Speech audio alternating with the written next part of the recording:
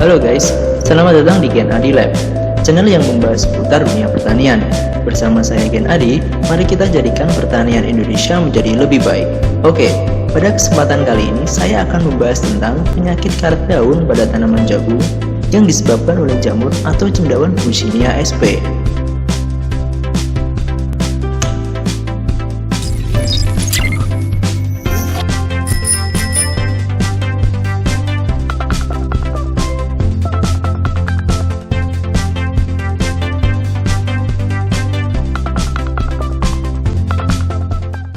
Di Indonesia, penyakit karet daun telah dilaporkan menyebar luas di wilayah-wilayah sentra petanaman jagung, terutama pada lokasi dengan kelembapan yang tinggi.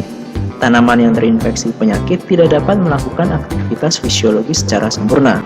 Spora cendawan yang tumbuh pada bagian tanaman akan menghambat proses fotosintesis, sehingga pertumbuhan dapat melambat. Penyakit karet daun disebabkan oleh cendawan Puccinia polyzora dan Puccinia sorghii. Penyakit ini termasuk endemis dan sering menjadi penyebab utama rendahnya hasil jagung di beberapa daerah sentra produksi jagung di Indonesia. Puccinia polyzora umumnya ditemukan di daerah dataran rendah pada wilayah tropika, sehingga sering disebut sebagai tropical rust disease. Sedangkan Puccinia sorghii lebih banyak terdapat di wilayah sentra pengembangan jagung di pegunungan dengan iklim sedang. Jamur ini menyerang tanaman jagung pada fase pertumbuhan generatif hingga masa panen, terutama pada bagian daun tanaman. Karakter atau morfologi jamur dan lingkungan. Konidia pada jamur Puccinia berwarna coklat, berdinding coklat kemerahan, berbentuk tabung atau gada, tumpul atau agak meruncing, dan biasanya agak mengecil pada bagian sekat.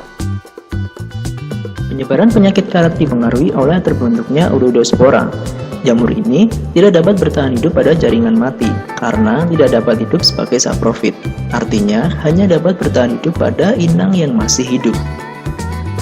Jamur ini berkembang sangat baik pada suhu antara 27 hingga 28 derajat Celcius dan pada kelembaban udara yang tinggi serta jenis varietas atau tanaman tertentu.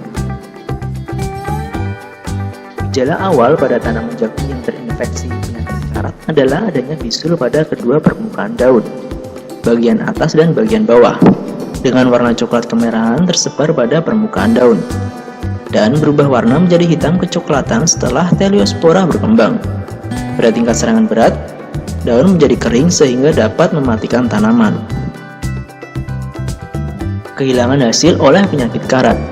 Bila tanaman terinfeksi saat awal fase vegetatif, dapat menyebabkan gagal panen.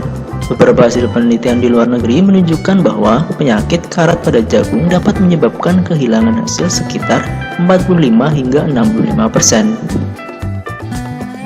Secara fisiologis, tanaman jagung yang terinfeksi karet mengalami penurunan klorofil dan hormon, sehingga dapat menurunkan laju fotosintesis. Sedangkan secara morfologi, sebagian tanaman menjadi kerdil dan daun mengering. Infeksi karet juga dapat menyebabkan penurunan jumlah hasil pada biji. Selanjutnya ada penyebab atau cara penularan.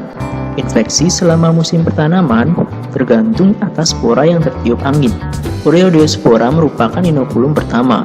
Budidaya tanaman jagung secara kontinu dan keberadaan jagung liar yang terinfeksi pada musim tanam berikutnya akan mengakibatkan sumber inokulum awal penyakit. Uroidospora disebabkan oleh angin dan percikan air hujan ke tanaman jagung yang segar.